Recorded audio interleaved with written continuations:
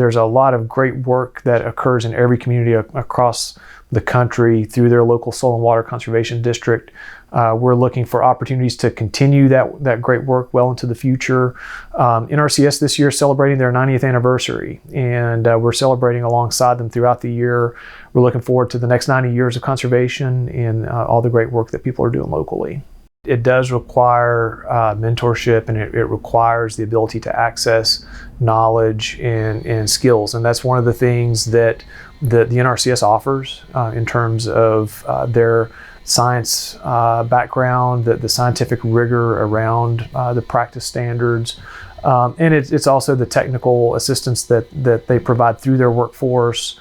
It's the technical assistance that's provided through the conservation districts and through the local champions. Again, the 17,000 people that serve on their local conservation district boards all have experience in conservation. And, we have a soil health champions network that's over 300 early adopters all across the country that are doing that work, that are mentoring, that are offering advice, that are offering their knowledge and abilities to those that are just starting to think about conservation. So this is our Conservation C logo. It's evolved over the years from some of the earliest renditions, which were more white and green. There's a lot of conservation districts that still have the white and green Conservation C logo on their letterhead or their newsletters. We've evolved it over the years. This was kind of the late 90s, early 2000s rendition of the Conservation C, the blue and the yellow. Today it's more of the Conservation blue, just the blue Conservation C, but it's an icon that really resonates with all of our conservation district members. It's one of the earliest representations of the soil and water conservation district movement, and so we're glad that it's still part of our organization, still part of our public marketing and presence.